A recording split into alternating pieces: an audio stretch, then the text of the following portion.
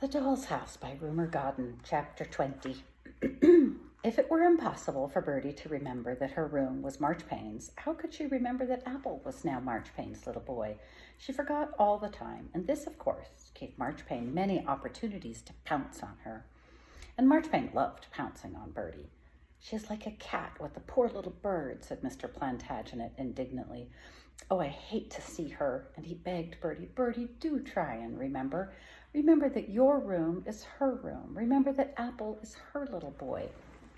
"You say that?" said Birdie. "I have to say it," said Mr. Plantagenet sadly. "I shall never say it," said Birdie. Totty looked at her. "Birdie, do you try and not remember?" she asked. Birdie did not answer. "But she is so cruel to you," said Mr. Plantagenet. "Yes," said Birdie, "but I don't mind. I don't remember it." Totty and Mr. Plantagenet looked at her. "How strange Birdie is," they were both thinking. "She looks as if she had grown lighter," thought Mr. Plantagenet, "and how untidy she is. No wonder Marchpane teases her. She looks as if she had forgotten about her hair and her apron strings and the feather on her hat and her parasol. She looks as if she might fly away. And how bright she looks," thought Mr. Plantagenet, "like someone standing near a candle. Like a doll in a lit shop window," thought Totty. "Like a doll on a Christmas tree," thought Mr. Plantagenet. "Birdie, do try and remember," urged Totty. "Try and remember not to go in after Apple. We must give him up for the present, just for the present," said Totty firmly. "We shall get him back," said Totty. Mr. Plantagenet was too sad to speak. Darner did not even growl, but turned over in his kennel with a sharp little flop. Birdie said nothing, nor did that bright look on her face alter at all. It happened that Mrs. Innisfree gave Emily and Charlotte a musical box. It was a small wooden one, painted with kittens and fans, and it was made in Switzerland. When it was wound up, it played music that was the smallest tinkle, delicate and thin. Emily had put it in the doll's house sitting room for Marchpane and Apple to hear, and the sound of it filled the house. Tinkle, tinkle, played the music box. It drew Birdie from the kitchen. "What is it? What is it?" asked Birdie. "Oh, how beautiful it is."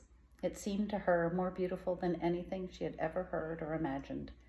"It is like the song as I meant my bird to sing, only I didn't know them then. How could I know? I am only a cracker doll, but I know now," said Birdie. "I know now." It drew her from the kitchen across the hall to the closed sitting-room door. Birdie had tried to remember what Totty and Mr. Plantagenet had said. For 2 whole days she had not followed Apple, nor gone into her bedroom, nor gone near Marchpane.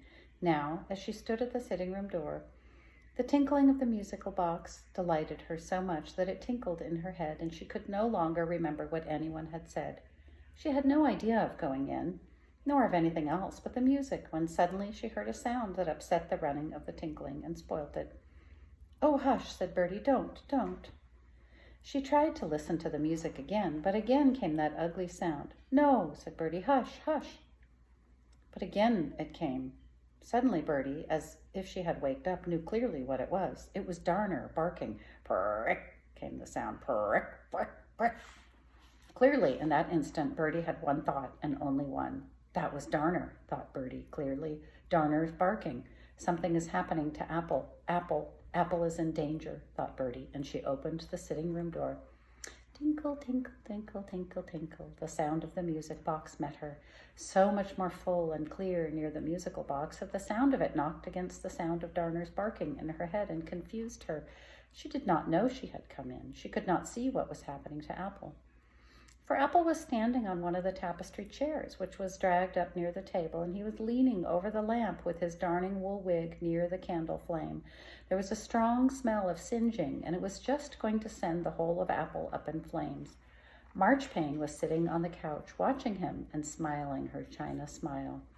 Tinkle, tinkle, went the music box. "Purr-ick," barked Darner. "Purr-ick, prick, prick, purr-ick," he barked frantically. "Isn't that Darner?" asked Totty in the kitchen. Marchpane went on watching with her smile. "It is Darner," said Mr. Plantagenet, and he dropped his newspaper. "Emily," said Charlotte suddenly, "something is happening in the doll's house." "Tch," said Emily. She was not liking the doll's house at present. They could hear the musical box. Tinkle, tinkle, tinkle. "Nonsense. What could happen?" asked Emily. "I smell singeing," said Charlotte, sniffing. "Emily, did you light the birthday candle?" "Brick, brick, brick," barked Darner so loudly that Birdie heard him clearly over the music. Darner, tinkle, fluttered Birdie, while Marchpane smiled. What am I to do? Cried Birdie. Which is it? Is it which? Prick, barked Darner, as the candle caught the edge of Apple's fringe, and he screamed as Toddy and Mr. Plantagenet tumbled in at the door, and Emily and Charlotte swung open the doll's house front. The sound of Apple's scream tore the sound of Darner's barking and the tinkling music out of Birdie's head. She had one thought, and she threw herself at the lamp. Birdie, back, cried Mr. Plantagenet. Birdie, let me, screamed Toddy. Birdie, you are made of celluloid, remember. Celluloid, said Birdie in her light, calm voice, and the lightness of the real candle was in her face. Light as she was, she threw herself between Apple and the lamp, and Apple fell off the chair face downward on the carpet and put out the spark of fire in his wig.